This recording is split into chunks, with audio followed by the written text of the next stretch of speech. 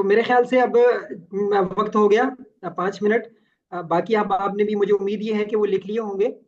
अच्छा। यानी ये सरगर्मी चल रही थी कि वॉरेन बफेट ने अपने जो जाती जहाज के पायलट को एक सरगर्मी करवाई थी, वो अभी हमने यहाँ पे की, और तकरीबन उसमें 5-7 मिनट हमने लिए, और उसका माशाल्लाह बहुत सारे अहबाब ने और हमारी बहनों ने ये लिख लिया कि उन्होंने ये सरगर्मी कर ली है। अच्छा, अब अगला काम आपने ये करना है कि वो जो 25 अहदाफ आपने लिखे हैं, बड़ी बेदर्दी से, बड़ी सफाकियत से और बड़ी बेरहमी से ना, आप 20 के ऊपर क्रॉस लगा दें और सिर्फ 5 रहने दें।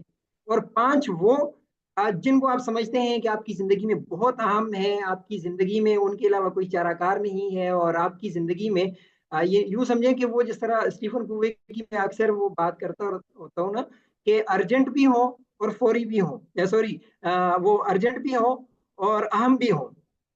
जी, 15 लिख लिए जी, मजीद कोशिश करें 25 तक लेके जाएं, या अभी अगर 15 लिखे हैं तो इन्हीं में से काट लें आप। जी, मैंने तो 25 बहुत खास लिखे हैं। अभी एक सरगर्मी करते हैं, आप काटें तो सही, आपको मैं एक बात बताता हूँ। जी, अभी उन पे, यानी मैंने कहा ना, बड़ी बेदर्दी से और बड़ी बेरहमी से काटें उनको, बड़ी बेरहमी से काटें। जी, काट लिए। 18 लिखे, उनमें से काट दें।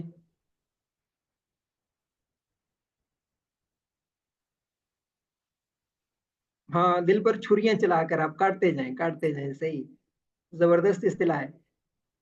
जी, 5 रह गए। ये काम तो आसान है ना, कोई चीज भी तामीर करनी मुश्किल होती है, उसको गिराना या उसको जाया करना बड़ा आसान होता है। चीजें बनती बड़ी देर में हैं और टूटती या बिखरती बहुत जल्दी हैं। जबरदस्त, 6 लिखे, उनमें से एक को काट दें, बाकी 5 रहने दें। जी, अभी मैं स्क्रीन शेयर करता हूँ। अच्छा, अब आपने ये अंदाजा लगाया होगा और आपने ये चीज समझी होगी कि जो आपने 25 लिखे थे, उनमें से आपने काट करके सिर्फ 5 रहने दिए। ये 5 वो थे जो आपकी जिंदगी में निहायत अहम है।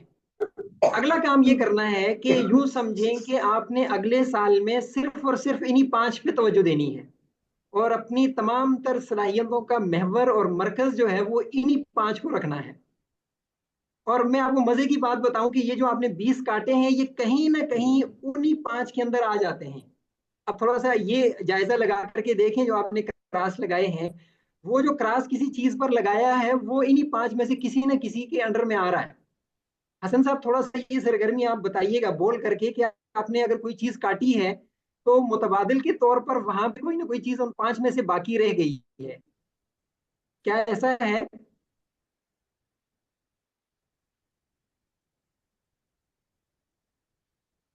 जी जी जी, बिल्कुल यहाँ बिल्कुल पे कोई बिल्कुल। बोल के, यानी आपने कोई चीज लिखी जिसका ताल्लुक जो है जी तो वो आपके इनकम के साथ है, और एक तरफ से आपने वहां पे लिखा होगा कि भाई मैं माली तौर पे यानी मुस्तहकम होना चाहता हूँ, और साथ में आपने लिखा होगा कि मैं गाड़ी भी खरीदना चाहता हूँ। अब माली मुस्तहकम हो गए तो गाड़ी तो आ जाएगी आपके पास। इसी तरह ये मैंने एक मिसाल दी है, आप कहीं ना कहीं उन 20 को देख लेंगे, वो इन 5 के अंदर आ रही होंगी वो चीजें। क्या सही है ये बात? बाकी भी एक दो साथी बोल रहे, ऐसा ना हो कि लोग ये गुमान करेंगे हसन साहब चूंकि मदरसा डॉट पीके के हैं और अबरार साहब के बहुत अच्छे दोस्त हैं, तो जो ये कहते हैं वही कहते हैं। बाकी आप लोग भी थोड़ा सा बोलें ताकि पता चले कि ये वाकई ऐसे ही हुआ है।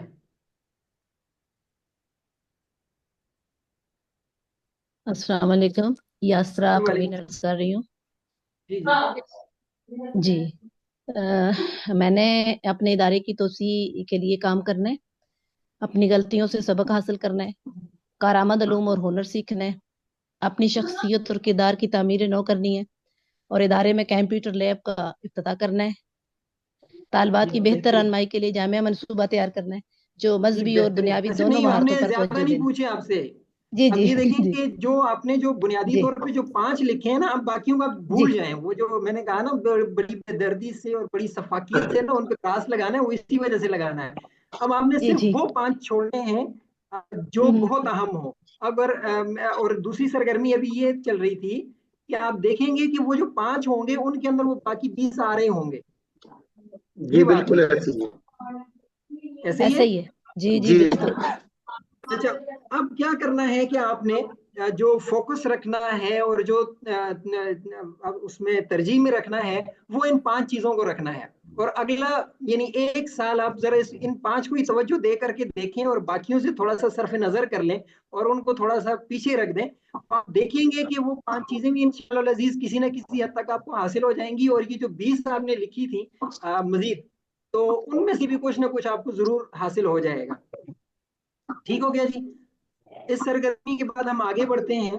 और ये आपको स्क्रीन पे कुछ नजर आ रहा होगा, start with why, by Simon Sinek. ये असल में एक किताब भी है और इसके जो मुसन्निफ हैं इन्होंने एक टेड टॉक भी है इनकी, तकरीबन यूट्यूब पर 18.5 मिनट की एक वीडियो है, उसको भी जरूर सुनिएगा।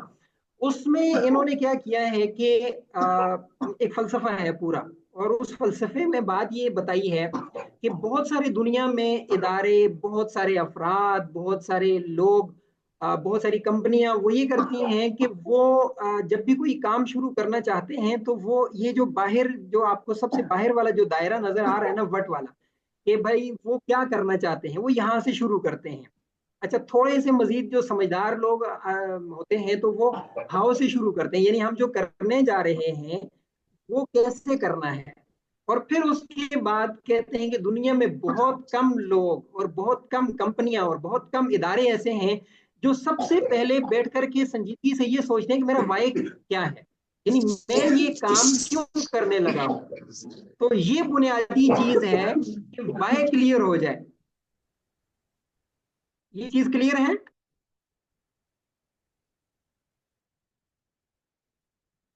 जी जी। जी, अगर कोई साथी बता दें कि ये चीज क्लियर है तो हम फिर आगे चलते हैं।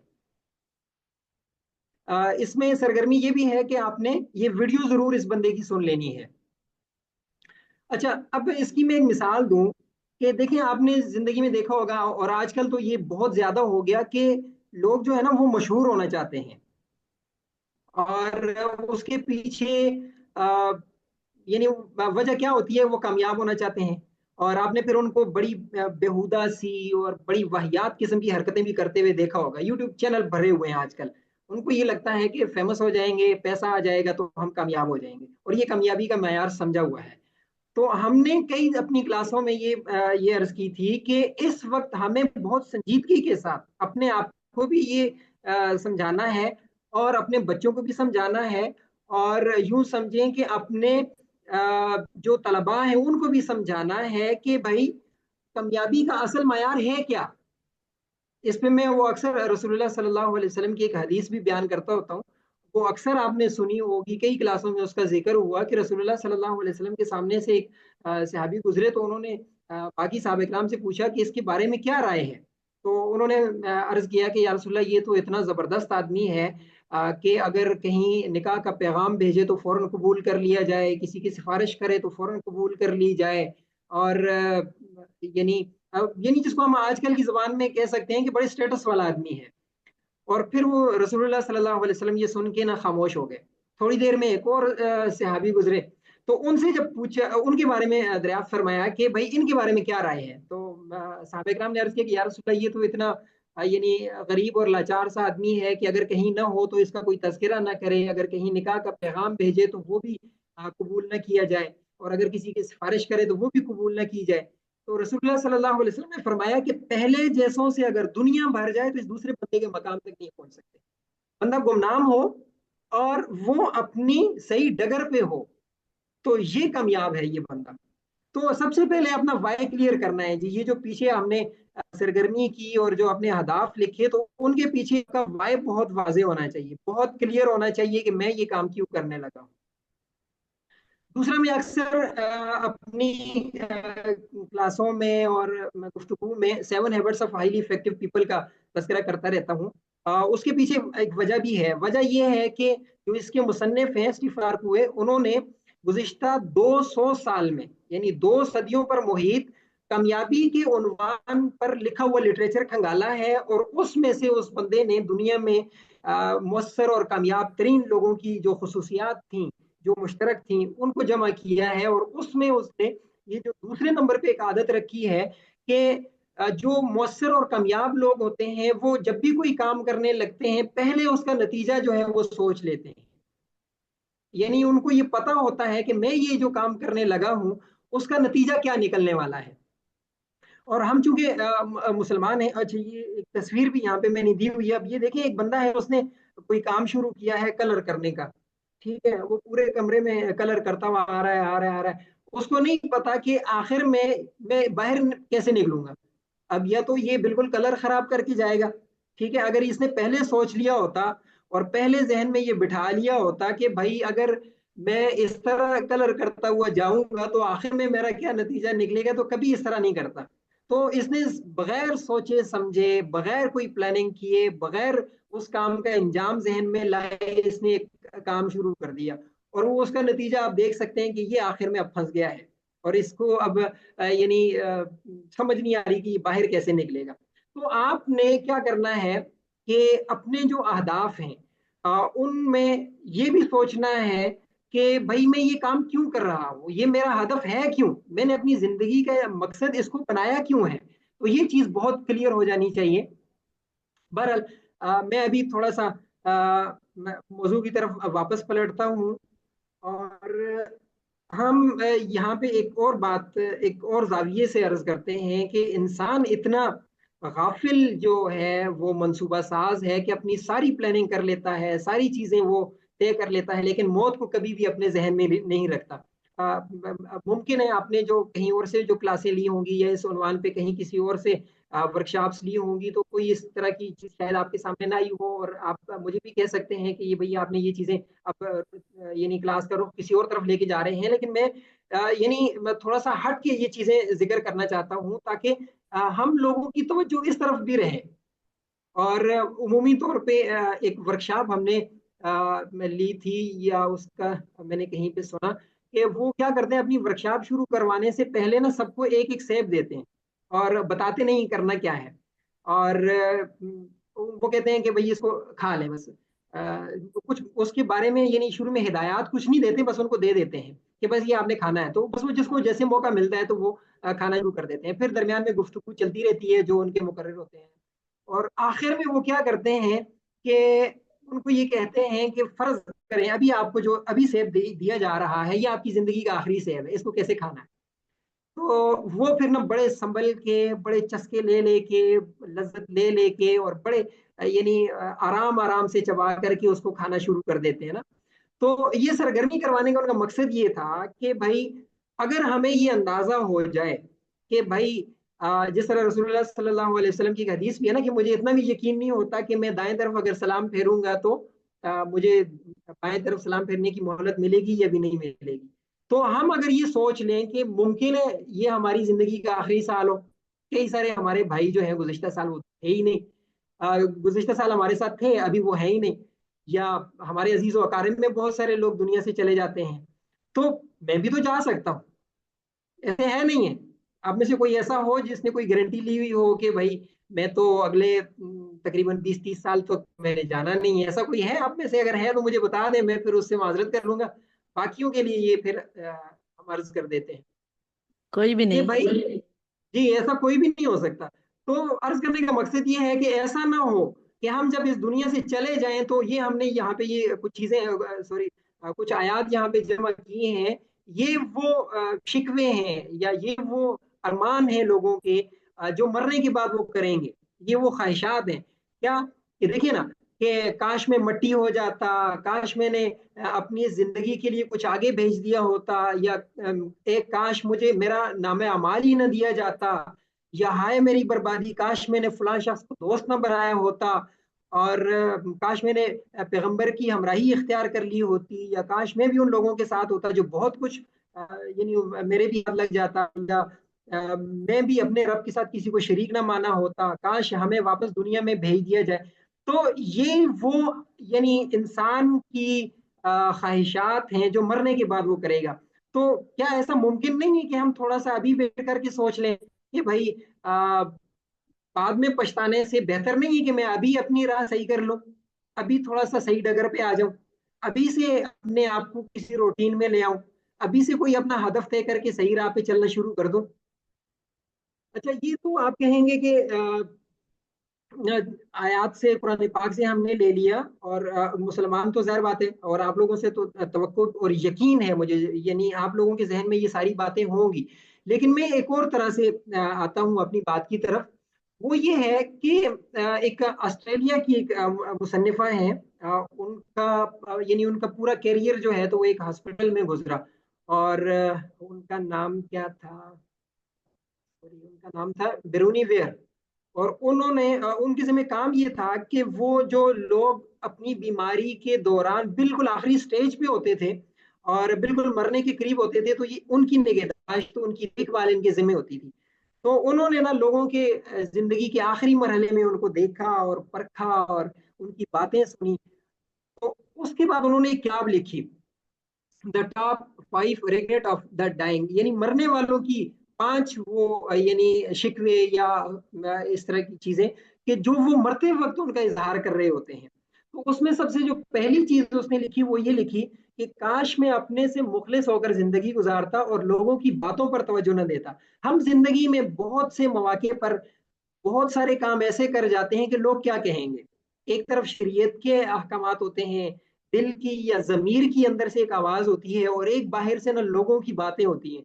तो बहुत सारे लोगों को हमने देखा कि वो इस मौके पर अपने जमीर की आवाज को भी दबा देते हैं, शरीयत के अहकामात को भी छोड़ देते हैं, और वो करते हैं जो यानी लोग चाहते हैं। तो ऐसे हमने नहीं करना। दूसरी चीज, काश मैंने सिर्फ दुनिया कमाने के लिए इतनी सख्त मेहनत न की होती। यहाँ पे आप लोगों को मैं एक लतीफा सुनाना चाहूंगा, थोड़ा सा बात। आपको मेरी तस्वीर नजर आ रही? जी आ रही है। जी। एक साहब थे जी। आ, हम लोग जो हैं तो बहुत ज्यादा कमाने के पीछे जब लगते हैं तो घर वालों की फिक्र जो है ना तो वो छोड़ देते हैं। तो एक साहब थे, उनकी भी मसरूफियात इसी तरह थी, बहुत सवेरे निकल जाते थे, रात को काफी ताखिर से आते थे। तो एक दफा उनकी किसी दोस्त ने उनसे पूछा कि आपका जो बड़े वाला बेटा है तो वो किस तरह है, कितना हो गया अब माशाल्लाह से। तो उन्होंने कहा कि माशाल्लाह से इस तरह हो गया ना, इस तरह कब बताया होगा, अगर आप मेरे हाथों को देख रहे हो तो ये नहीं, मैं फैला करके बता रहा हूँ। तो उन्होंने कहा कि जी इतना हो गया, बाजू फैलाए और उसके कद की ये एक तस्वीर जो उनके जहन में थी, नक्शा सा, तो इतना उन्होंने बताया कि इतना हो गया है। तो दोस्त ने कहा कि भाई बच्चों के कद तो ऐसे थोड़ी बताए जाते हैं, वो तो यूं बताए जाते हैं कि जमीन से ऊपर कितना हो गया ना। तो उन्होंने कहा जी असल में दरअसल बात यह है कि मैं जब सुबह निकलता हूँ तो वो सोया होता है, और मैं जब रात को लौटता हूँ तो वो सोया होता है। तो ये हम लोगों की कैफियत है। तो मैंने जब से उसको देखा है तो लेटे हुई देखा है, तो मैं आपको क्या बताऊं कि वो कितना हो गया है। तो कहने का मकसद ये है कि हम में से सिर्फ एक बंदे की कहानी नहीं है, ये अक्सर लोगों की कहानी बन गई है आजकल। और हर एक कमाने के पीछे इतना माव हो गया है कि अपनी फैमिली को वक्त देना, अपने घर वालों को वक्त देना, वालदेन के पास बैठना, ये छोड़ दिया है। अच्छा, तीसरी बात जो उस मुसन्निफा ने लिखी वो ये थी कि काश मुझ में अपने एहसासात के इजहार का सलीका होता। बहुत सारी बातें हमारे अंदर होती हैं जिनका हम इजहार करना चाहते हैं, लेकिन क्या होता है कि भाई इजहार कर लिया तो पता नहीं क्या हो जाएगा, या तो अल्फाज नहीं मिलते, या किसी की शख्सियत से दब जाते हैं, जिसके सामने बात नहीं है, होती नहीं है। तो खुल के हम अपनी बात अपने अंदर से बाहर निकालते नहीं है, और सारी जिंदगी वो पछतावे या वो शिकवे अपने अंदर रख करके इस दुनिया से चले जाते हैं। तो कोशिश करें, जुर्रत दिलाएं अपने आप को। और रसूलुल्लाह सल्लल्लाहु अलैहि वसल्लम की हदीस में है ना कि जब मतलब किसी से मोहब्बत हो तो उसको बता देना चाहिए। तो आपको भी अपने वालिद साहब से, कभी अपनी वालिदा से, बहन भाइयों से खुल के ये नहीं, बैठे तो सही उनके पास और उनको बताएं तो सही, इजहार तो कराएं भाई कि हम आपसे कितनी मोहब्बत करते हैं और कितना आपसे हमें दिली लगाव है। अपने बच्चे को अपने पास बिठा लें। यानी इस चीज का आजकल बहुत फुकदान है कि कोई भी अपने दिल से किसी दूसरे को यानी ना तारीफ करता है, ना अपने जज्बात का इजहार कर पाता है। अच्छा, चौथी चीज उन्होंने ये जिक्र की कि काश मैं अपने दोस्तों से राब्ते में रहता। इसका भी किसी न किसी तौर पे जिक्र पहले हो चुका। अच्छा, आखिरी चीज ये थी कि काश मैं खुद को खुश रखता। बहुत सारे मौके होते हैं खुद को तसल्ली देने के, खुश करने के, हम उनको भी गंवा देते हैं एक फजूल सी किसी भी सरगर्मी के पीछे, किसी फजूल से काम के पीछे। तो कभी कभी अगर मौका मिले तो थोड़ा बहुत जो है वो अपनी जात के लिए भी वक्त निकालना चाहिए, और उसको खूब एंजॉय करना चाहिए शरीयत की हदूद के अंदर रहते हुए। अच्छा जी, यहाँ तक बात क्लियर है, हम थोड़ा सा आगे चलते हैं। अब किसी ने मिसाल के तौर पे अहदाफ अपने लिख लिए और अपने जो पूरे साल को कैसे प्लान करना है वो भी कर लिया। अच्छा, उसके बाद उन्होंने क्या करना है कि देखा होगा अक्सर कि साबित कदम नहीं रह सकता इंसान। और साबित कदम रहने के लिए क्या होता है कि हमें कुछ चीज़ों की ज़रूरत है। हम जब कुरान पाक का मुताला करते हैं तो वहाँ कहीं कहीं हमें इस तरह की चीज़ें मिलती हैं। उनको मैंने जमा करने की कोशिश की है। अब ये देखें, सबसे पहले है कि गौर और तदब्बर के साथ मजीद की तिलावत करना। और सूरह फुरकान में आता है ना कि कज़ालिका लिनुसब्बित बिही फुआदका वरत्तलनाहु तरतीला। तो कुरान पाक को जब आप गौर और तदब्बर के साथ पढ़ना शुरू कर देते हैं तो अमाल के ऊपर और आपके कामों के ऊपर आपकी गिरफ्त जो है तो वो मजबूत हो जाती है। आप साबित कदम रहते हैं, आप डगमगाते नहीं हैं। आहिस्ता आहिस्ता कुरान पाक आपकी तरबियत कर रहा होता है, आपको मोटिवेशन मिल रही होती है। फिर इसी तरह साबिका अंबिया और रसूलुल्लाह सल्लल्लाहु अलैहि वसल्लम की सीरत तय्यबा का मुताला करना। जिस तरह आता है ना कि वकुल्लन नकुस्सु अलैका मिन अंबाइर रुसुली मा नुसब्बितु बिही फुआदक। तो रसूलुल्लाह सल्लल्लाहु अलैहि वसल्लम की सीरत का मुताला करने से बाकी जो साबिका अंबिया गुजरे हैं उनकी यानी जो हालात और वाकयात हमारे सामने हैं, जो मुस्तनद हैं, तो उनसे सीखना। और ये जब आप पढ़ते रहते हैं और उनसे सीखते रहते हैं तो आप अपने अमाल के ऊपर, आप अपने अफाल के ऊपर साबित कदम रहते हैं। फिर इसी तरह क्या होता है कि कुरान पाक की और हदीस की नसीहतों पर अमल करना। वो आता है ना कि वलौ अन्नहुम फ़अलू मा युअज़ून बिही, कि भाई जो उनको नसीहत की जा रही होती है उसके ऊपर वो अमल करते। तो जब आप अमल करना शुरू कर देते हैं, भले वो कभी एक आयत पढ़ते हैं, दो आयतें पढ़ते हैं, जो भी उसमें आपको हुक्म दिया जा रहा होता है कि भाई इसमें अमल करना है, तो आप जब उस पर अमल शुरू कर देते हैं और मुस्तकिल मिजाजी से करते हैं तो आप जाहिर बात है फिर उधर से आपको एक तासीर भी मिल रही होती है, मोटिवेशन भी मिल रही होती है और आप साबित कदम रहते हैं। फिर इसी तरह अल्लाह ताला की दीन की खिदमत करना, कि वो आता है ना कि या अय्युहल्लज़ीना आमनू इन तंसुरुल्लाह यंसुरकुम व युसब्बित अक़दामकुम, कि अगर आप अल्लाह ताला की दीन की मदद करेंगे, दीन की खिदमत करेंगे, तो आपको क्या होगा कि दीन के ऊपर इस्तिकामत नसीब होगी। अच्छा, मुझे एक मिनट दीजिएगा जी। फिर इसी तरह तौहीद और अमाल सालिहा पर कायम रहना। और इसी तरह है कसरत से जिक्रुल्लाह करना। यानी वो है ना, या अय्युहल्लज़ीना आमनू इज़ा लक़ीतुम फ़िअतन फ़ज़्कुरुल्लाह वज़्कुरुल्लाह कसीरन लअल्लकुम तुफ़्लिहून। और आखिर में यानी जब कुछ भी ना बन पा रहा हो और आपको कुछ भी समझ ना आ रही हो तो आप यूं कर सकते हैं कि नमाज और सब्र, यानी नेकियों के जो आप अच्छे अमाल कर रहे हैं या जो जिन चीजों से रोकने का आपको हुक्म दिया गया है उन पे सब्र करते हैं, उन पे अपने आप को मजबूती से कायम रखते हैं और अल्लाह ताला से नमाज के जरिए से मदद तलब करते हैं, तो आप अपने अमाल के ऊपर कायम रहते हैं और साबित कदम रहते हैं। यहाँ तक बात क्लियर है जी? जी क्लियर है। जी। अच्छा, थोड़ा सा हम मजीद आगे चलते हैं और देखते हैं कि अगले पूरे एक साल की जो इकाई है वो एक दिन है। तो यहाँ पे हमने कुछ चीजें लिखी हैं कि हम जब सुबह जागेंगे या जो दिन हमारे जिंदगी में आएगा तो उसमें हमने क्या करना है। उसमें सबसे पहले तो हमने ये करना है कि मैं यानी जब भी जागूंगा तो आप जब जागें तो सबसे पहले ये करना है कि अपने आप से ये एक अहदो पैमान करना है कि आज के दिन को सिर्फ आज के तौर पर इस्तेमाल करूंगा, पूरी जिंदगी के मसाइल आज ही हल करने की कोशिश नहीं करूंगा। यानी अगर ये जो हम स्ट्रेस में रहते हैं या बहुत सारी परेशानियां हमें घेर लेती हैं, उसकी वजह क्या होती है? हम ये समझते हैं कि मैंने ना आज के दिन ही सारा कुछ निपटा देना है। हालांकि ऐसे होता नहीं है। आप स्टेप बाय स्टेप चलते हैं, आप मरहला ब मरहला आगे बढ़ते हैं। तो अगर आप सारी टेंशनों को एक ही दिन के ऊपर या एक ही वक्त में अपने जहन के ऊपर सवार कर लेंगे तो आपके लिए जिंदगी में आगे चलना वो दुश्वार हो जाएगा। दूसरी चीज ये है कि अपने आप से ये वादा करना है और अपने आप को ये यानी कहना है कि मैं अपने जमीर को तीन तरीके से इस्तेमाल करूंगा। नंबर एक, कोई भलाई का काम करूंगा, बुराइयों को नहीं अपनाऊंगा, और अगर किसी ने तकलीफ पहुंचाई तो उसका इजहार नहीं करूंगा, उस पर यानी सब्र और बर्दाश्त से काम लूंगा। और फिर मैं जितना मुमकिन हुआ अच्छा नजर आने की कोशिश करूंगा, हल्की आवाज में बात करूंगा, उसने सलूक से बात करूंगा, और तलखी से तनकीद नहीं करूंगा, अपनी जात के अलावा किसी को हुक्म नहीं दूंगा। तो ये कुछ उसूल और कुछ ज़ाब्ते हर रोज सुबह अपने आप को यानी याद करवाने की जरूरत है और दोहराने की जरूरत है, और इन्हीं चीजों को जहन में रख करके आप अपना दिन गुजारेंगे तो इंशाल्लाह नजीज बहुत आसान हो जाएगा अगला एक साल आपके लिए गुजार। यहाँ पे हम चलेंगे एक अमली कदम की तरफ। मैं एक ग्रुप में था, व्हाट्सएप ग्रुप था, एक ट्रेनर थे वो, और उन्होंने ये हमें एक महीने की सरगर्मी करवाई थी और रोजाना रात को उसकी रिपोर्ट जाती थी। और हमने अपना ये जो सरगर्मी होती थी ये एक कागज पर लिख करके हमने उनको भेजनी होती थी ग्रुप में। अगर आप लोग यहाँ पे कर सकें या आपस में वो कर सकें तो वो हमारी तरफ से इजाजत है। लेकिन पहले से बहुत सारे ग्रुप चल रहे हैं तो कहीं मुश्किल ना हो जाए। बहरहाल अपने तौर पे इन चीजों को आपने अपनी किसी डायरी में या अपने किसी यानी कंप्यूटर में किसी फाइल में जरूर रख लेनी है।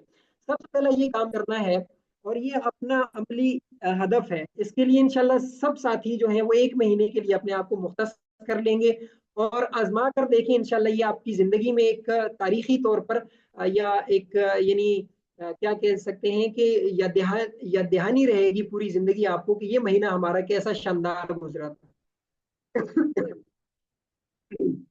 सबसे पहला काम तो ये करना है कि आपने सोने से पहले अपने कल के कामों की प्लानिंग करनी है और उनको लिख लेना है। बाज़ औक़ात तो आपको ये भी पता चलेगा कि भाई अगले दिन का तो कोई काम है ही नहीं जो हमने करना है, तो ऐसे फजूल जिंदगी गुजारनी है क्या। होना ये चाहिए कि आपके ज़िम्मे तो बहुत सारे काम होने चाहिए। एक मोमिन बंदा कभी फारिग नहीं बैठ सकता, तो बहुत सारे जब काम हैं तो आप लिख लें।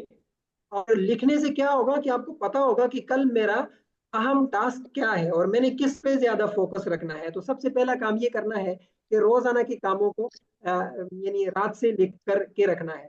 दूसरी चीज, आपने रोजाना एक सफे के ऊपर 10 ऐसी चीजें लिखनी है जिन पर अल्लाह मियाँ का शुक्र बनता है। अब ये शुरू में आपको लगेगा कि भाई 30 दिन हम जब 10 चीजें लिखेंगे तो ये कहाँ तक जाएंगी, मेरे पास क्या इतनी नेमतें हैं ये नहीं है। लेकिन ऐसी बात नहीं है, आप जब लिखना शुरू करेंगे आपको अंदाजा होगा कि अल्लाह ताला ने कितनी नेमतों से हमें नवाजा हुआ है जिनकी हमें कदर नहीं है। हम एक गिलास पानी लेते हैं और उसको पी करके हजम कर लेते हैं और फिर वो आसानी के साथ हमारे जिस्म से खारिज हो जाता है।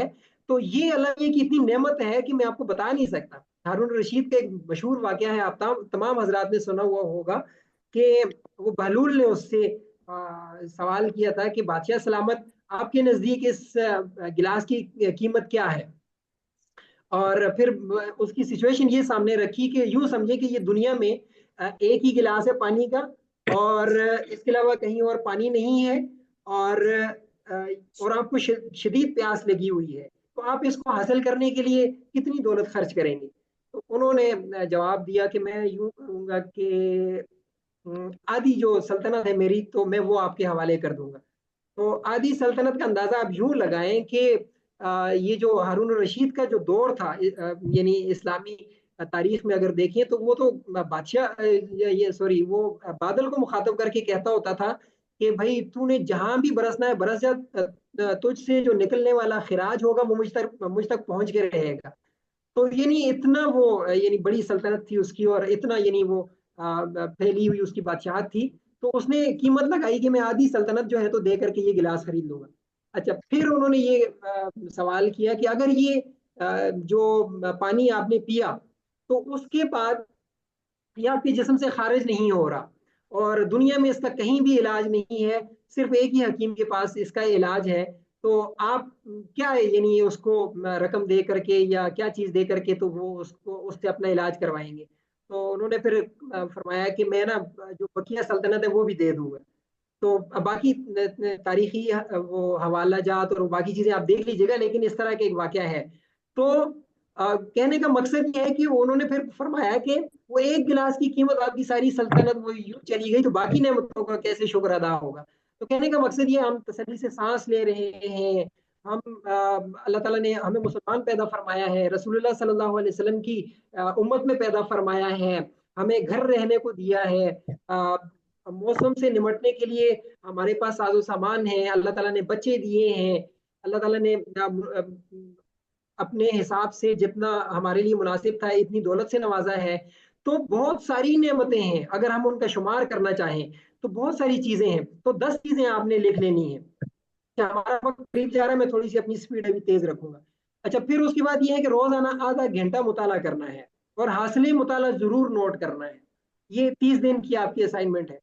फिर रोजाना या हफ्तावारी वर्जिश की तरतीब जरूर बनानी है, कभी करके देखें। अगर मुश्किल लग रही हो तो हफ्ते में 2 दिन कर लें, थोड़ा सा दोरानिया बढ़ा दें उसका। अगर रोजाना करनी है तो 8-10 मिनट कर लें। अगर हफ्ते में 2 दिन करनी है तो आधा आधा घंटा कर लें, या अपने हिसाब से कमोबेश कर सकते हैं, लेकिन ये तरतीब जरूर रखें। फिर इसके अलावा अगले 1 महीने के लिए 7 या 8 घंटे नींद पूरी लें। हम लोगों ने यानी थोड़ा सा इस पे भी मशक करनी है कि हमारी नींद बहुत कम हो गई है, और नींद कम होने की वजह से बहुत सारे नफ्सियाती मसाइल हमारे साथ चल रहे होते हैं।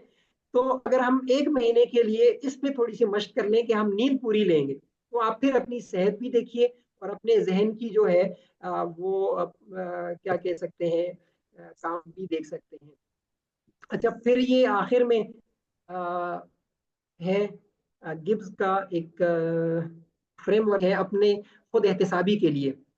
तो आप में से बहुत सारे हजरात ने शायद इसके हवाले से सुना होगा, नहीं सुना होगा तो मैं मुख्तसरन अर्ज किया देता हूँ कि 1988 में शायद इस बंदे ने एक मुहासबा करने का, अपना जायजा लेने का, आप किसी इदारे में हैं या किसी भी और जगह पर हैं, तो वहां पे आप कोई आपके साथ कोई हादसा हुआ है या कोई आप किसी भी सिचुएशन से गुजर रहे हैं, तो अपना जायजा लेने के लिए, मुहासबा करने के लिए ये 6 जो निकात हैं, तो इनका इन पर मुश्तमिल एक जो जायजा शीट है यूं कह सकते हैं, तो वो मुरतब की है। तो इसके मुताबिक आप अपने आप का जायजा ले सकते हैं और आगे की प्लानिंग कर सकते हैं। सबसे पहले जब भी कोई मामला हो तो आप ये देखें कि उसकी डिस्क्रिप्शन यानी तफसीलात देखें कि हुआ क्या है। फिर उस वक्त ये देखें यानी क्या हुआ था, कोई भी वाकया हो सकता है। फिर उसके बाद आप देख सकते हैं कि एहसासात यानी उस वक्त आपके एहसासात क्या थे। फिर उसके बाद आप देख सकते हैं कि आपकी यानी तशखीस, यानी अब वो जो तजर्बा हुआ उसके बाद यानी वो जो नतीजा निकला वो कैसा था, अच्छा था, बुरा था, या क्या वो यानी उसका नतीजा क्या निकला, तशखीस क्या थी। फिर उसके बाद तज्जिया है, उसका एनालिसिस आप करते हैं कि आप उस सूरत हाल को कैसे समझ सकते हैं। फिर उसके बाद आप उसका नतीजा निकालते हैं।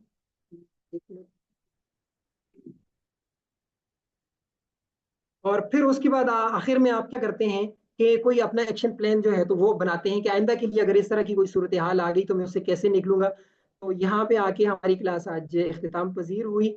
हमारा वक्त भी मुकम्मल हो गया। तो आप हजरात की आरा के लिए, आपके तबसरों के लिए बंदा नाचीज हाजिर है। अल्लाह ताला जो कुछ पढ़ा सुना उस पर अमल करने की तौफीक अता फरमाए, और हम सब के लिए अगले साल को बेहतरीन अंदाज से गुजारने की तौफीक अता फरमाए। आखिर आमीन। दावाना अल्हम्दुलिल्लाह जी। किसी ने कोई क्लास से मुतल्लिक या वैसे जो है तो तबसरा करना हो, कोई आरा देनी हो, तो अपना माइक ऑन अस्सलामु करें। अलैकुम रहमतुल्लाहि व बरकातुहू। जी, आज की कौन साहब क्लास है ये? मोहम्मद इशफाक मुआविया। जी जी जी, इशफाक भाई। आज की क्लास मैंने थोड़ी लेट ज्वाइन की है, कुछ शुरू में समझ नहीं आ रही थी, लेकिन तकरीबन 30 मिनट मैंने आखिरी क्लास ली है और एक बेहतरीन जी, क्लास थी। और मेरी ये शुक्रिया। बहुत बेहतरीन, अगर मैं कहूँ, मेरी जिंदगी में एक सबसे अहम क्लास थी। इसलिए मुझे अगर इसकी रिकॉर्डिंग भी मिल जाए ताकि हम मैं पिछली भी देख सकूं तो ये बहुत अच्छा। इंशाल्लाह इंशाल्लाह रिकॉर्डिंग आपको मिल जाएगी। बहुत शुक्रिया आपका, बहुत शुक्रिया। इंशाल्लाह रिकॉर्डिंग भी मिल जाएगी, इसकी स्लाइड भी मिल जाएंगी इंशाल्लाह, आप उनको भी जी, देख मुफ्ती लीजिएगा। साहब इसका बहुत फॉर्म मेहरबानी, फिल तो शुक्रिया, नहीं करना? जज़ाकल्लाह।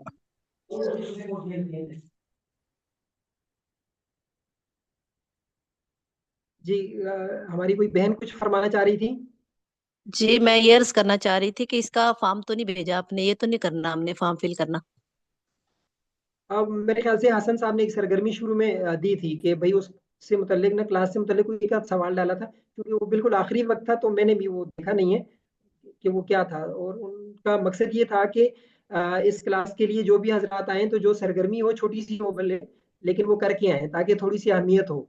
इस वजह से वो जी हमने रखी है। तो खैर जी, वो आप अगर चूंकि दोबारा क्लास में दे दी मौजूद है जाए तो फिर तो। उसकी तो जरूरत नहीं। वो हाजिरी का नहीं, जब फॉर्म आपके कह पास रही में है, आ गई। हाजिरी का फॉर्म। जी, हाजिरी का फॉर्म भी मैं कह रही थी, तो सरगर्मी अगर दोबारा दे दी जाए। अभी कर दिया वैसे हमने पहले भी। रिकॉर्डिंग वाला लिंक लगाकर गूगल फॉर्म एक और बनाया जाएगा, जिसमें इस क्लास की फिर इसी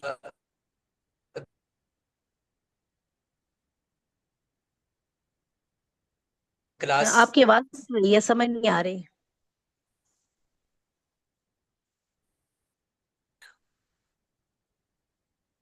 उस काम को करेगी।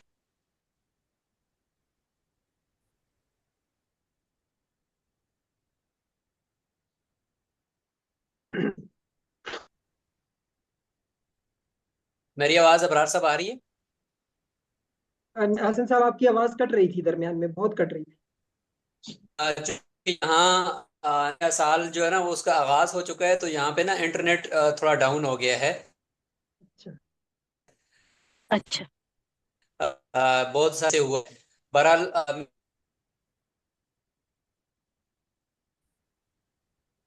मैं ये कह रहा था कि इसी क्लास की जिसने नहीं कर ली होगा।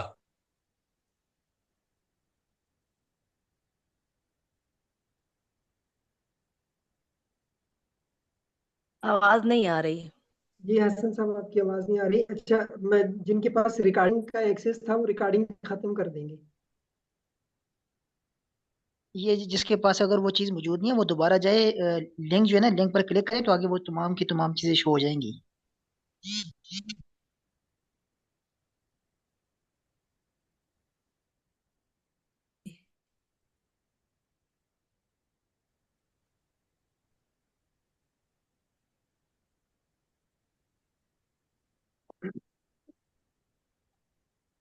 जी हसन साहब, लिंक का पे कोई जा। मैसेज आया है मुझे?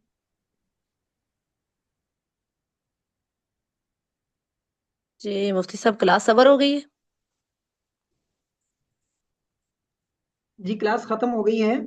हसन साहब को कोई मैसेज आया है, मैं थोड़ा सा सुन लूं वो क्या फरमाना चाह रहे हैं, शायद क्लास से जी अच्छा।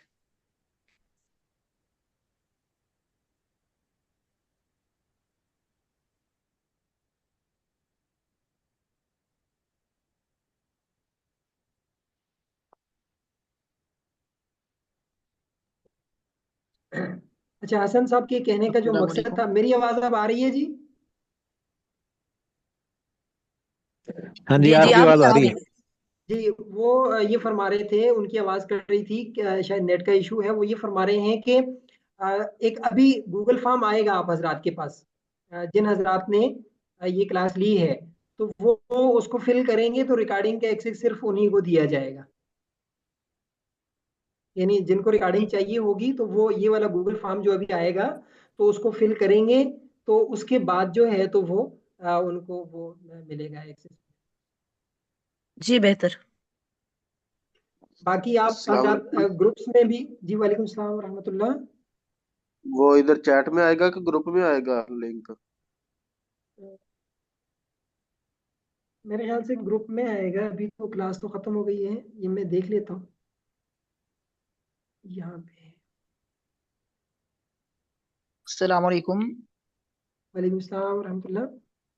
हजरत, मेरे ख्याल से मुफ्ती साहब ये कहना चाह रहे थे कि सवाल ये था कि जो आपने मशक दी है वो किधर है ना, उसके लिए ना जो शुरू में लिंक आपने सेंड किया है ग्रुप के अंदर, उस पर क्लिक करेंगे तो आगे वो तमाम के तमाम सवाल आ जाएंगे। आपका नाम क्या है और किस ग्रुप में ज्वाइन आपने किया हुआ है, और 3 सवाल है ना कि मदरसा डॉट पी क्या कर रहा है। तो वो वहां पर सवाल आएंगे, जो लिंक आपने ग्रुप में भेजा है उसको ओपन करेंगे, सवाल आगे आ जाएंगे, शो हो जाएंगे। जी, वो कर ली है। मैं एक दफा ये दोबारा से उनकी वॉइस सुन लेता हूँ, एक मिनट।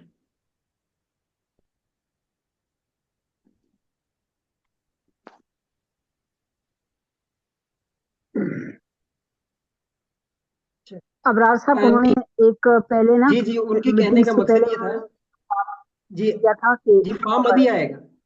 एक अभी क्लास के मिनट। बाद कितने रिकॉर्डिंग।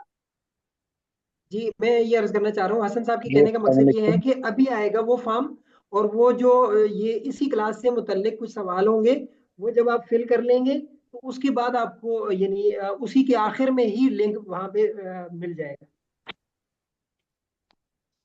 जी अस्सलाम वालेकुम। जी वालेकुम सलाम व रहमतुल्लाह। जी भाईजान, वो जो पहले फॉर्म फिल किया है उसमें 3-4 ऑप्शन थे कि आप फारग तहसील से माई कोर्स करना चाहते हैं या वो 3-4 और भी ऑप्शन थे, उनमें से किसको क्लिक करना? आ, मेरे ख्याल से आपने वो किया होगा, वो गूगल फॉर्म फिल किया है तो तभी आप यहाँ पे आए हैं ना। तो अभी भी ये ले, जो अभी सरगर्मी हसन साहब भेजेंगे लेकिन तो ये भी उसमें तो ग्रुप्स में वो आएगी। तो वो तो आइडिया से ही हमने फारग तहसील से माई कोर्स में टिक कर दी है, मैंने तो अंदाजे से ही। जी ठीक है, आपने ठीक किया है। वो पूछा गया है कि आप किस ग्रुप से ताल्लुक रखते हैं, तो आपने ठीक, अगर इसी से है तो फिर ठीक है। सही हो ये गया। ये जो कोर्स शुरू हुआ ये सेम माई कोर्स है? नहीं नहीं, ये असल में हमारी 15 रोजा एक निशिस्त होती है जिसमें हम हमारे ये भाई होते हैं, बहनें होती हैं जो ट्रेनर हैं, और जो madrasa.pk की टीम है, और जो हमसे सेमाही कोर्स ले चुके हैं, और इस लेकिन तरह हम हमारे हमसे लेकिन जो मैंने वर्कशॉप्स ले चुके हैं, और इस तरह हमारे लेकिन कुछ और जी लेकिन मैंने तो सिर्फ अभी 5 रोजा कोर्स किया आपका तरबीती जी निशिस्त जी लिए। जी। तो मैं ये अर्ज कर रहा हूँ कि वो जो हमारे जो मुख्तलिफ ग्रुप्स हैं ना, जहाँ पे 5 रोजा वर्कशॉप भी चल रही हैं, या सेमाई कोर्स वाले हैं, या madrasa.pk की टीम है, तो इनके लिए ये खुसूसी एक निशस्त होती है 15 दिन के बाद। तो ये 15 दिन बाद इसका किसी वक्त में ऐलान लगा दिया जाता है, तो तब जा करके ये इस तरह प्रेजेंट होती है। तो ये वो क्लास है, यानी ये कोई उस तरह का कोई खास कोर्स नहीं है जिस तरह आपने 5 रोजा जो वर्कशॉप ले ली, या सेमाई हमारा कोर्स है, ये उस तरह की चीज़ नहीं है। अलबत्ता ये 15 दिन के बाद किसी भी वक्त ये इसका कोई नज़म बना लिया जाता है और ये क्लास होती है। ये तो फिर आइंदा के लिए भी इसी तरह होगा इंशाल्लाह। आम पब्लिक ने इसको अटेंड नहीं करना? नहीं, हम इसका किसी को लिंक इतना देते नहीं है, आगे इतना ज्यादा ये नहीं जाती। लेकिन हम तो आ गए, इंटर हो गया, तो अब हमें फायदा होगा इसका? तो क्यों नहीं होगा भाई, क्यों नहीं होगा? फायदा नहीं हुआ आपको? अगर फायदा नहीं हुआ ये तो आप इतनी देर यहाँ पे क्यों रुके? हाँ नहीं, हमने डेली इसको पिक करते जाना है। नहीं, डेली नहीं होती, ये 15 दिन के बाद। बस आज क्लास होगी है, 15 दिन के बाद फिर होनी है? ये वाली 15 दिन के बाद। अच्छा अच्छा अच्छा। ठीक है जी, सही है। रिकॉर्डिंग मेरे ख्याल से खत्म कर दें। रिकॉर्डिंग अस्सलाम चलिए। वालेकुम। रिकॉर्डिंग वालेकुम। खत्म कर दें। फौजिया अकरम साहिबा, आप रिकॉर्डिंग कर रही हैं, आप रिकॉर्डिंग स्टॉप कर रही हैं। अस्सलाम वालेकुम। जी वालेकुम सलाम रहमतुल्लाह। हाफिज राशिद अ, साहब। मैं वो तहरीर से समझा था शायद ये 15 दिन लगातार होनी है। नहीं नहीं नहीं, 15 रोजा निशिस्त, 15 रोजा ये नहीं, 15 दिन के बाद एक। ठीक है। अच्छा, 15 दिन के बाद जो एक दिन हुआ करेगी उसमें वो यही लिटरेचर होगा या मुख्तलिफ मवाद हुआ करेगा?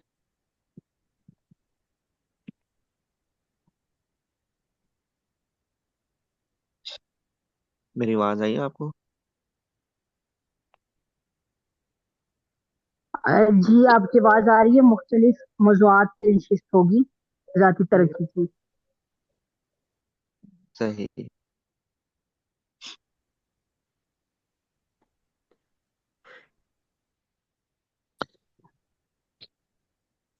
अस्सलाम वालेकुम वरहमतुल्लाहि वबरकातुहू। जी वालेकुम सलाम रहमतुल्लाहि व बरकातहू जी। जी मोहतरम, ये फरमाइए कि जो अहदाफ आपने फरमाया कि ये लिख लेने चाहिए, तो इसके लिखने का क्या फायदा होता है? क्योंकि आमतौर पे तो हमारे दिलो दिमाग के अंदर ये चीजें घूम रही होती हैं कि हमने अगले साल में ये भी करना है, वो भी करना है, ये भी पढ़ना है, वो भी पढ़ाना है। तो लिखने का और उसको क्या फायदा होता है, ये जरा फरमा दीजिए। इस हवाले से अर्ज ये है कि जब तक आप कोई चीज लिखते नहीं है ना, तो वो यूं समझें कि आपके जहन में पुख्ता नहीं होती है। आपके जहन में, आपने कभी पेपर दिया होगा और अभी तक देते आ रहे हैं, जहन में ना पढ़ पढ़ के इतना कुछ समाया होता है कि आप समझते हैं कि बस मैं तो क्या से क्या लिख लूंगा। लेकिन जब पेपर आता है तो आपको फिर सोचने में, समझने में और कुछ नया लिखने में बहुत मुश्किल पेश आ रही होती है। क्यों? कि जब वो कागज पे उतरता है ना, तो वो फिर एक हकीकत की शक्ल में उतर रहा होता है। अच्छा हाँ, जबानी जमा खर्च नहीं होता, बस जहन में वो सिर्फ एक ख्वाहिशात होती हैं, जो जहन में आप सोच रहे होते हैं वो ख्वाहिशात होती हैं। आप कभी जिंदगी में तजर्बा करके देखिएगा कि आप किसी वक्त में बहुत परेशान हो, वजह भी समझ में ना आ रही हो, छोटे मोटे मसाइल तो हों लेकिन कोई खास वजह ना हो, आप ना एक कागज कलम लेकर के अपने हालात लिखना शुरू कर दें कि मैं क्यों परेशान हूँ, आपको समझ आएगी कोई वजह ही नहीं है। अगर कोई वजह होती कोई माकूल तो उससे पहले भी इससे बड़ी बड़ी कोई वजह गुजरी होगी, लेकिन आप इतने परेशान नहीं हुए थे, अभी क्यों परेशान है। तो लिखने लिखने का बहुत फायदा होता है। एक लफ्ज़ होता है जी नस्बुल ऐन, ये मेरी जिंदगी का नस्बुल ऐन है। तो नस्बुल ऐन का अगर आप थोड़े सा टुकड़े करें तो नस्ब और ऐन, नस्ब मतलब गाड़ना और ऐन कहते हैं आंख को, यानी आंख के सामने गाड़ना। और ये तभी हो सकता है जब आप लिख लेते हैं। आप जिंदगी में एक तजर्बा करके देखिएगा, और ये मेरे भाई, यानी अपना भाई समझते हो मुझे, ये मेरी इस बात को लीजिएगा कि आप अपने अहदाफ लिख लें। और यानी कोई किताब खरीदनी है, कुछ आपने कोई भी चीज करनी है, तो आप लिख लें। आप लिखने के कुछ अरसे बाद जब डायरी उठा करके देखेंगे, जो चीज आपने लिखी हुई होगी वो आपको कुछ अरसे बाद हासिल हो जाती है। तो आप कभी लिख के देखिएगा, इसका थोड़ा सा तजर्बा करके देखें। कुछ चीजें ना तजर्बे से यानी साबित होती हैं। तो अगर आपको अभी लग रहा है कि मेरा जहन बहुत क्लियर है, और जहन की मैं एक और मिसाल दूं, आजकल ना बहुत तेजी का जमाना है, स्क्रोलिंग कर करके ना हर एक बंदा जो है बहुत तेज हो गया। वो समझते हैं मैं भी बहुत फास्ट हो गया हूँ, और बाकी लोग भी इसी तरह हैं, और जहन में नई नई चीजें आ रही हैं और अगली जो है तो वो मिटती जा रही हैं। तो उसके लिए बहुत जबरदस्त टूल ये है कि आप लिख लें। लिखेंगे तो चीज वाजे हो जाएगी कि करना क्या है। जी, जहन में इतनी चीजें महफूज नहीं होती, भूल जाता है बंदा। मैंने बहुत सारे कामयाब लोगों को और बहुत सारे काम सर अंजाम देने वाले लोगों को देखा है कि वो अपने काम लिख लेते हैं। और बड़े बड़े हजरात को, हमारे हजरत थानवी रहीमुल्लाह का मैं नाम अक्सर लेता होता हूँ। वो तो ये फरमाते थे, उनकी किताब है तोहफतुल उलमा, वो फरमाते हैं कि रात को आप सोएं भी तो अपने यानी अपने पास पेंसिल वगैरह जरूर रखें, और कागज कलम जरूर रखें। और अक्सर उन्होंने यानी ये फरमाया हुआ है कि जब आप के जहन में कोई भी ख्याल आए या कोई भी इल्मी नुक्ता है, फौरन लिख लें। वो फरमाते हैं कि ये बुजुर्गों का एक मामूल भी समझ लें, और यानी एक तजर्बा भी समझ लें, इसको मुशाहदा भी समझ लें। तो आप कभी ट्राई करके देखिएगा इंशाल्लाह। अस्सलाम वालेकुम। जी वालेकुम सलाम। वो मैं इनके भाई के सवाल में इजाफा करना चाहता हूँ जवाब में। लिखने में ये सबसे इंटरेस्टिंग चीज सामने आई है कि वो जो आपने अहदाफ कहा लिखे। पहली तो बात है वो 25 मुकम्मल ही नहीं कर सका। दूसरी बात है अच्छा। कि जब आपने कहा उनमें से काट दें, जब काटे तो फिर वो चंद बाकी जो बचे वो उन पे गौर किया तो हकीकत में वो एक दो ही थे। तो हाँ। लिखने से ये फायदा हुआ कि आज पता चला है कि मेरी जिंदगी की जो ख्वाहिशात हैं वो अहदाफ हैं वो कुछ ज्यादा नहीं है। वो एक आधी है, हम्म। अगर वो अल्लाह ने पूरा कर दिया तो उसमें जी, बाकी सब हो जाएंगे। सब हो जाते हैं, ये सब हो जाते हैं, ये बहुत जबरदस्त बात है। और मैं तो ये चीजें ना लेता हूँ, यानी यूं समझें कि मुझे खैर की बात, भले की बात कहीं से मिले तो मैं ले लेता हूँ। मैं नहीं देखता बंदा गैर मुस्लिम है, बंदा कोई भी है, अगर बात काम की है ले लो उसको। थोड़ा सा ट्राई करो भाई, कि अगर ये बहुत ज्यादा कोई शरीयत के खिलाफ नहीं है, बल्कि उसमें आजकल बहुत सारी चीजें हैं आप सीख सकते हैं। मुझे बहुत अच्छी यार, लगी उनकी ये सरगर्मी, तो मैंने इसको ट्राई किया। वाकई इसी तरह निकला कि आपके असल में वही चार पांच अहदाफ होते हैं, बाकी सब कुछ उसके अंदर आ रहा होता है। तो ये चीज होती है। बहुत शुक्रिया, आपने तायीद फरमा दी, जजाकल्लाह। इसका वक्त खत्म हो गया, रिकॉर्डिंग अभी तक चल रही है। ये अपनी बहन से हमने गुजारिश कर ली कि इसको खत्म कर दें, नहीं खत्म हो रही। आप लोगों को इजाजत है जी, आप जा सकते हैं।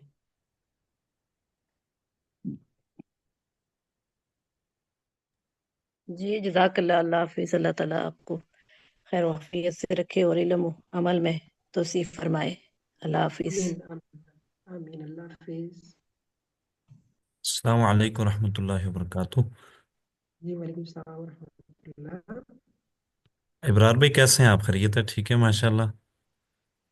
जी अल्हम्दुलिल्लाह अल्हम्दुलिल्लाह। शुक्र अल्लाह पाक का, आप सुनाइए। अल्हम्दुलिल्लाह अल्हम्दुलिल्लाह।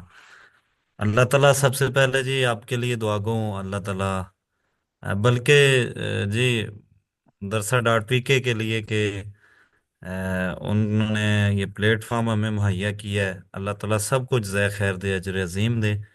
और उसके आमीन बाद आमीन। आपको कि अल्लाह पाक आपको अजर अजीम दे। माशाल्लाह आपका हर कोर्स, हर वर्कशॉप एक से बढ़ के एक होती है। तो बस अल्लाह ताला हमें समझ बहुत अता शुक्रिया, करे। बहुत अल्लाह नवाज। ताला इन बातों को सबसे पहले समझने और उसके बाद अमल करने की तौफीक इनायत फरमाए।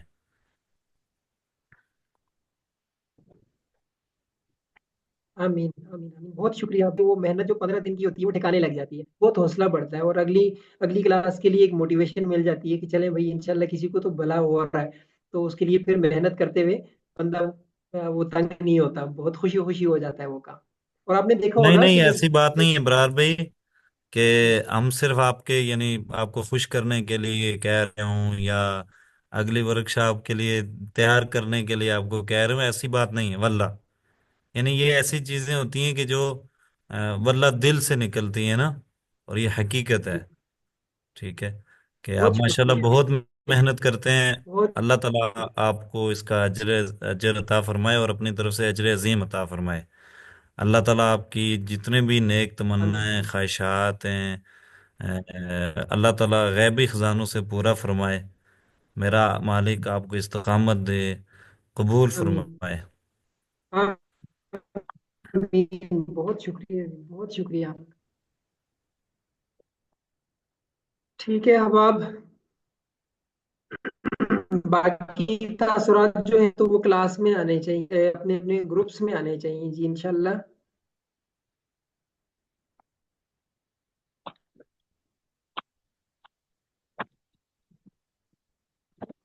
इकरा साहिबा, वो रिकॉर्डिंग नहीं खत्म हुई अभी तक। ये रिकॉर्डिंग फौजी साहब ने लगाई हुई है ना, तो शायद उनको हमारी आवाज नहीं जा रही। जी उनको। जी आवाज आ रही है, रिकॉर्डिंग ऑफ कर दूं? अच्छा। कर रही जी हूँ जी मैं। कर दें।